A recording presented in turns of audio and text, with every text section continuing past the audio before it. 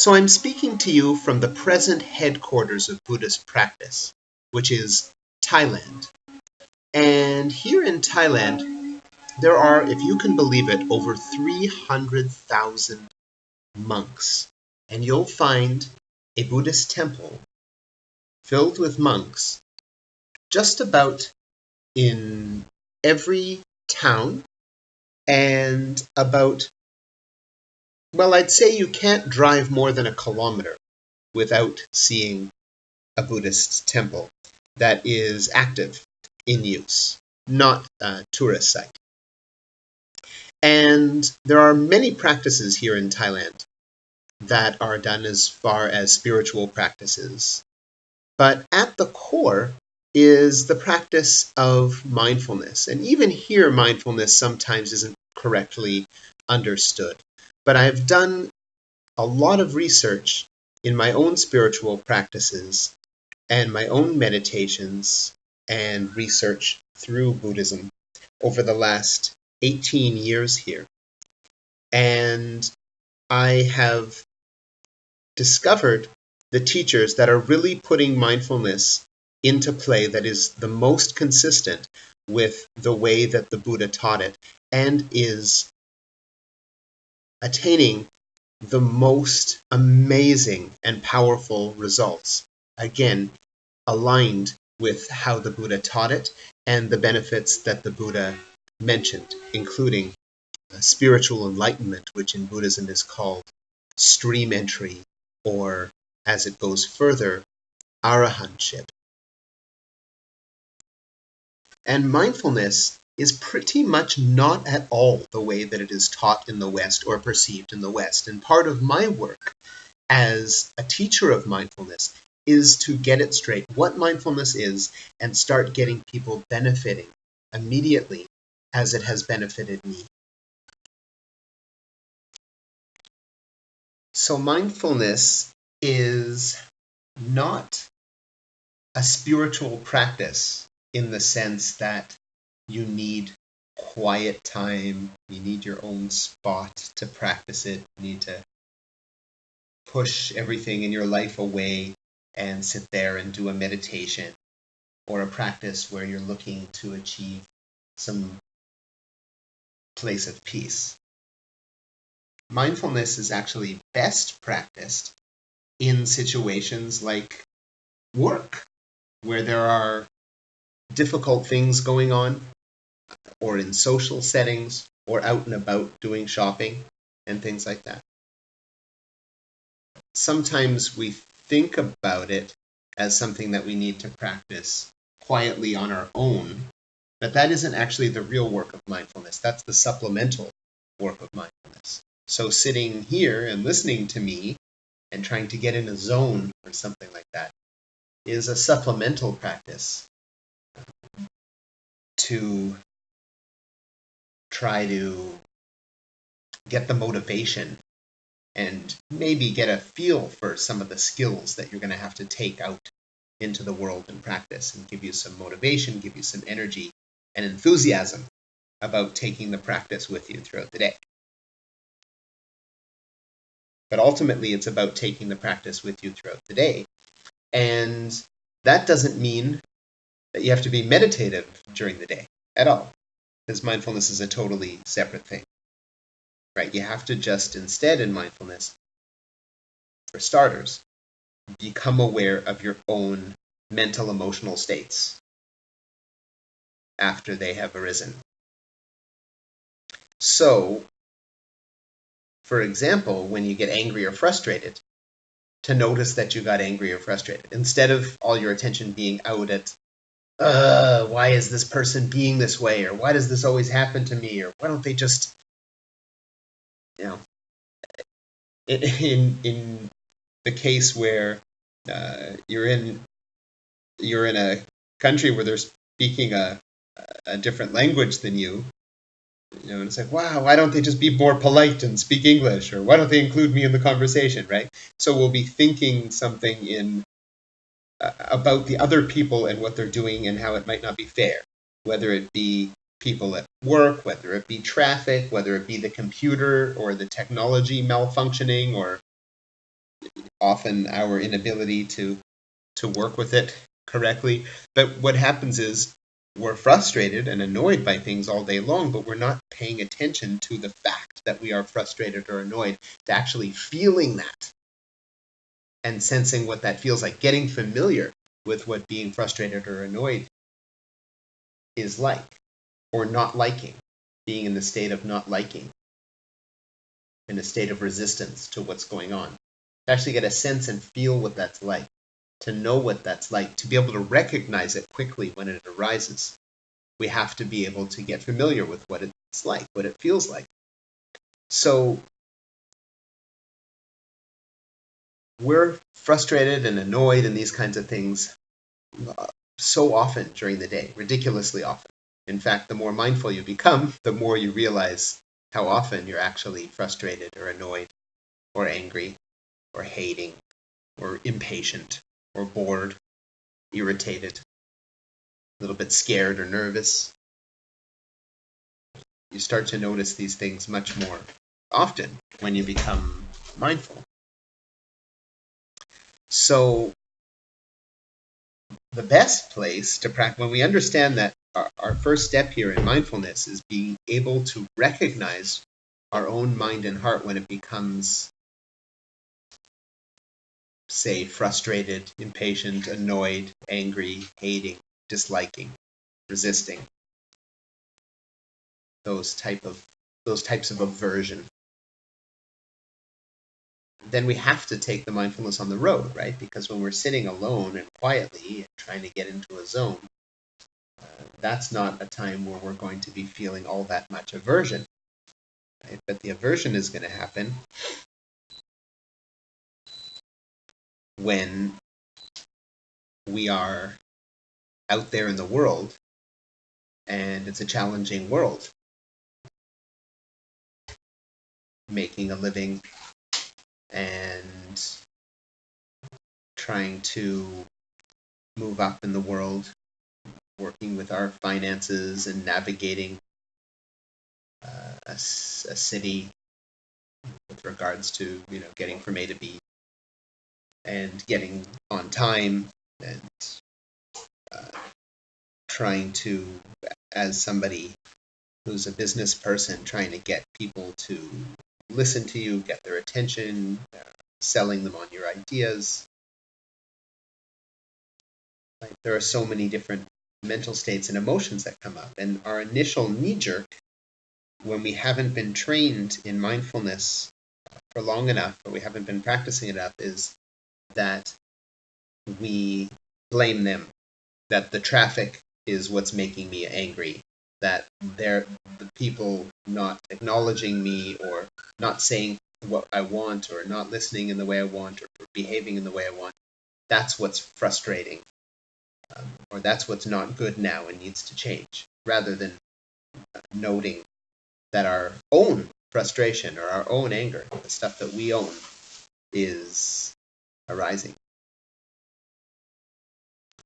Once we start noticing the stuff in us that's arising, then when we're able to be an observer that isn't judging it and saying, oh no, angry again or frustrated again, but we're just able to see what's going on without interfering with it, then we have this amazing thing that happens, which is whatever anger or frustration or anxiety or worry or irritation or whatever it is that has come up, once it's recognized and seen in an unbiased, impartial way within us, then it just vanishes. Then it disappears right on the spot. And so a whole day or a whole afternoon or a whole little while of complaining to ourselves in our head about why is this person being this way and that's so unfair, all of that just disappears like we stroke a match. Was the aversion that came up, was like striking a match, and then the match is just blown out rather than starting a whole fire. And so that's part of what we're after when we're learning mindfulness, is to be able to recognize our own mental and emotional states when they arise, rather than all of our attention being in where it usually is, which is in the story of why things aren't good right now. Now, if we are somebody who has done self-help and more traditional spiritual practices, in fact, sometimes they get called mindfulness, which is a terrible disservice to Buddhism and to the actual practice of mindfulness. What happens is people then do things like thinking positively or subduing or some sort of method of suppressing what they're feeling. So you might notice like somebody says something and it makes you feel uncomfortable, and then you just have a little quick tactic to try to no longer feel uncomfortable. Either think, oh, it's okay, make yourself feel better. Or just take a breath or something. So these little mini tactics, meditative things, perhaps energy work, trying to make yourself feel better energetically.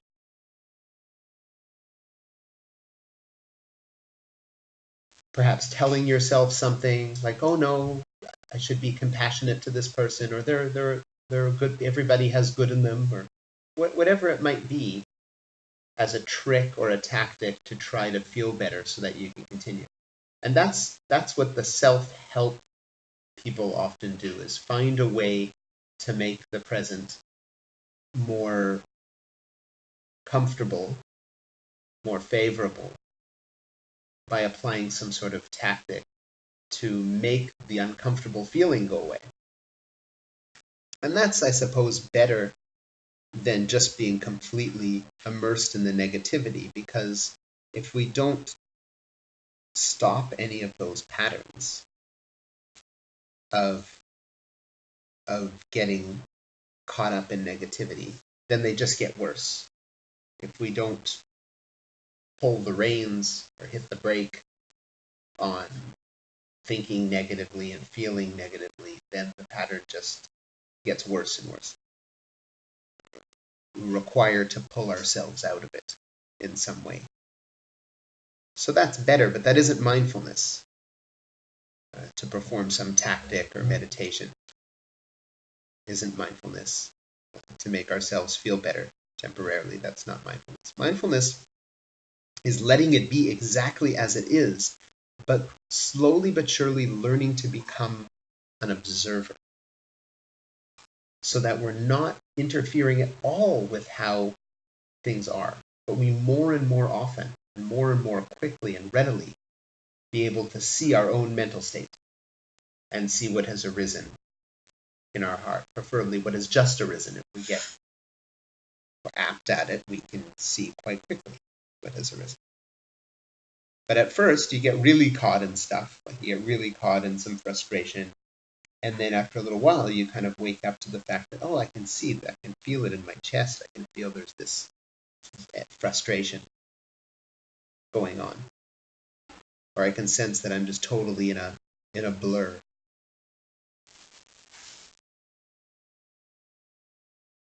Or that the mind has wandered way off of what I was intending to do.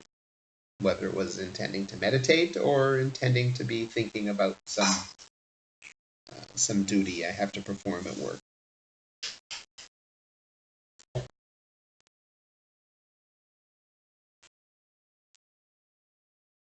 So you need to take mindfulness out on the job with you, out into your day with you. But it's not necessary to take meditation or a spiritual practice out with you. Mindfulness is something different. So mindfulness in your daily life just consists of doing what you normally do during your day, but noticing what you're feeling really, really often. And honestly, noticing honestly what you're feeling, not pretending, no, I'm fine, I'm happy, it's okay, I can deal with this, what's going on. No, if there's frustration or anger, don't suppress it, don't try to trick yourself into thinking there isn't. Just see it there and then continue with whatever it was that you're doing. Keep it really simple. So mindfulness is not a spiritual practice in the sense that it's far more ordinary in some ways, even more easy, at least to just be able to see what you're feeling in any particular moment. It's not a spiritual practice in that sense, but yet it gives us the most benefits, more benefits than any spiritual practice can give us. We're brighter, our aura is more beautiful, we're more pure and clean in our heart and free of things like greed, anger, and delusion much more often, all because of the mindfulness practice. So in a sense, it is superior to any spiritual practice that you can do, because it ultimately does bring the most happiness. But it doesn't bring the most happiness and the most beautiful states of mind out of forcing our mind into these states. It comes out of just very, very often, as we get better at it, recognizing what we're feeling, or that we're lost, immersed in thought. Not trying to not think, letting the mind think, but seeing that it's lost in thought, then seeing that it's lost in thought again, then seeing that it's frustrated, and seeing that it's uncomfortable or unsure of what to do. In each and every moment, your mind, our minds, are performing some function and are in some sort of mood or feeling in every single moment that we're able to recognize or reflect on. We'll see that the mind just did something. It was just working, or it was just involved in something. Whether it was thinking about something, or trying to fix our emotional state, trying to get it right, as we're practicing and listening. That the mind is always working in the sense that it's always moving and doing something. So it might be concerned about an ache or a pain, and then want to move or shift, and then move or shift, and then the mind orders the body to move or shift. It might be busy in a thought about what's going on now, this practice. It might be thinking about something totally irrelevant it has to remember later. Or just wander off into space, into completely dreamy, meaningless thoughts. It might be caught in a mood or busy in a particular mood. It might be moving to a meditation object. It likes to meditate. But in every single moment, the mind is working on something or doing something. And then the next moment, or at least a few moments later, it's doing something else. So it was thinking about one thing, then it moved to think about another thing. Or it was thinking about something, then it noticed an itch, or an ache, or a pain. Or it was thinking about something, and then it noticed the breath. Or it was thinking about something, and now it's later in that thought, or in another thought. That basically it's like there aren't two moments that are exactly the same. And so you can notice that, if in the easiest way, 3 minutes ago, say, the body was sitting and listening in a different position than it is now, at least slightly. That the body is in a different position, and the mind is in a different position. So 3 minutes ago, if you were able to notice how you felt when I was talking about mindfulness is about becoming familiar with how you're feeling in any given moment, and then you feel how you're feeling now, you might be slightly more happy now than a few moments ago, or more peaceful or less peaceful, more dreamy. You can sense that whatever it feels like to be you sitting there now, both physically and mentally, has even just in the last couple of minutes changed, has shifted.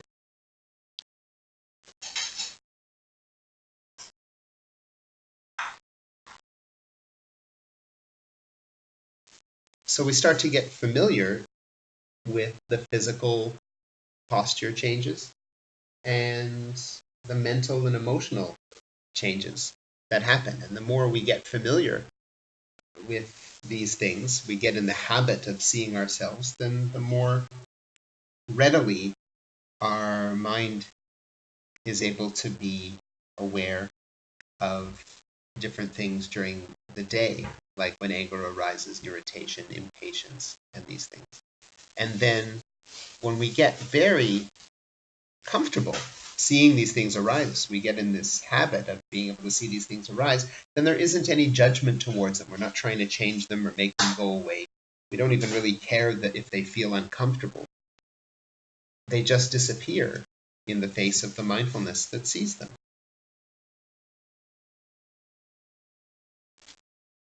And that isn't even the best of it. In fact, that's not even close. That's something you'll be able to see at least 1 or 2 times if you decide that you're really going to put this practice into being. You should be able to see within 2 weeks or so of practicing your anger come up, mindfulness sees it, and then it disappears. You should be able to at least see that 1 or 2 instances of that. If you just say, okay, for the rest of the day, and you try to remember, like each morning, I'm going to try to notice frustration. Just pick one thing that might come up often. I'm going to notice frustration as much as I can, even if it's a small one. And then you just try to notice it, and you'll notice it a whole bunch of times throughout the day. And once you get really familiar with it, mindfulness is going to come up automatically, and the frustration will disappear when it does.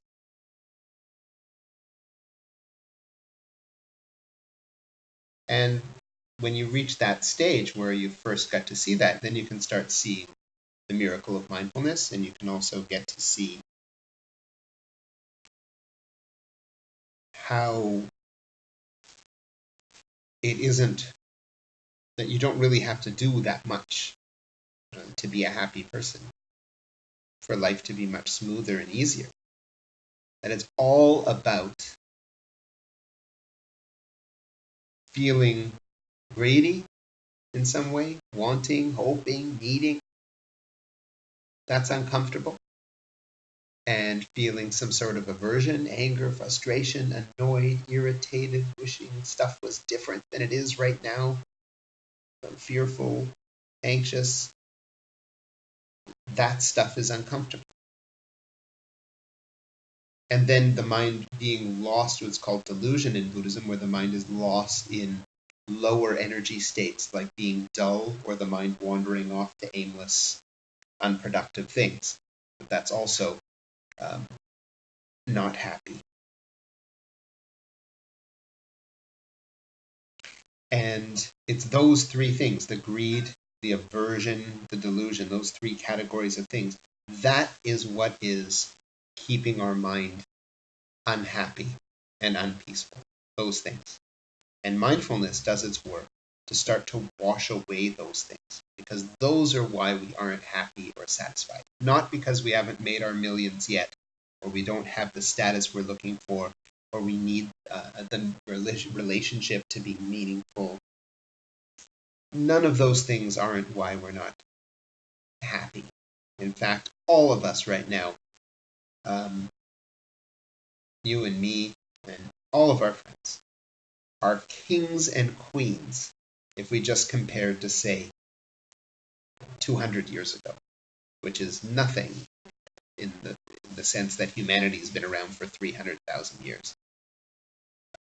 That we are absolute kings and queens, being able to basically eat whatever we want, go to the other side of the world if we want, sit on chairs, never mind really comfy ones. I mean, we're just so incredibly spoiled kings and queens, and we're still needing more and not satisfied. Any type of food,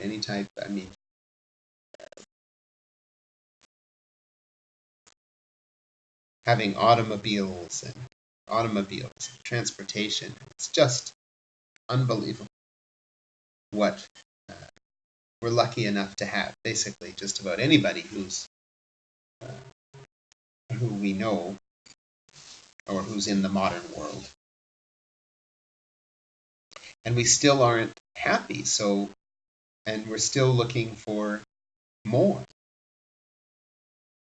And it just comes down to the fact that it's this greed, it's this aversion made up of anger and fear and all these different states that we can call aversion, and delusion, when our mind wanders off aimlessly to unproductive, unskillful, or dreamy areas where we're not aware of ourselves, not aware of this body and mind of ours.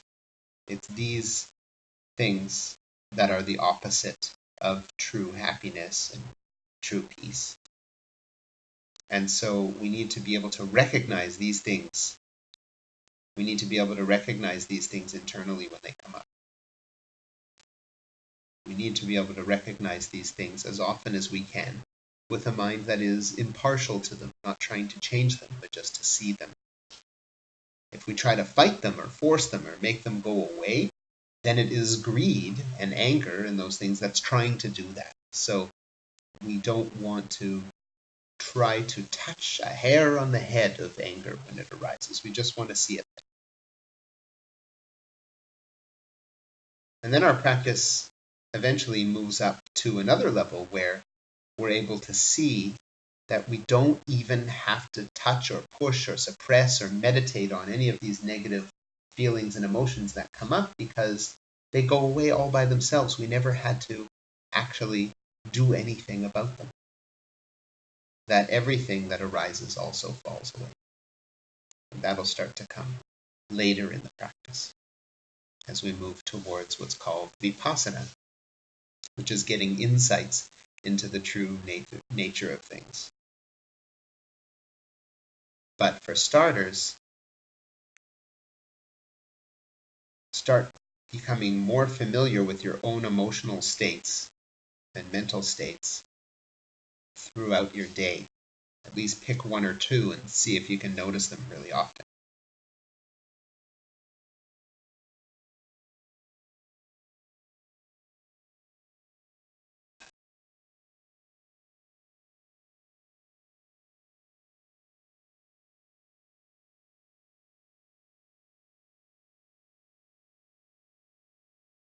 And this is often harder for spiritual people, quote unquote, than not spiritual people, because spiritual people are involved in trying to create a nice, happy place, sticky, happy space to hang out in for a short time, and then hope that it sticks. So sometimes people with a spiritual background, a religious background, even sometimes people that consider themselves really high quality, nice, good people with good energy, that are often worse at practicing this because they're not willing to see that things come and go on their own. They're not willing to have anger be there or frustration be there and just see it. They're either totally immersed in it or trying to change it. But here we're just doing neither. The middle way, just being aware of it. And then being aware of whatever comes next.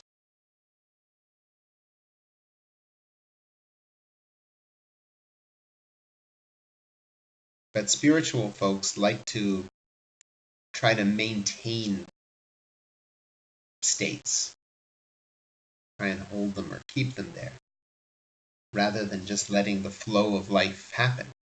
One moment there's a thought, the next moment we feel good, the next moment there's a sound, and we feel bad. And it's just moving and changing, allowing that flux to occur, but being aware, not just being taken for the ride, is what we're looking for.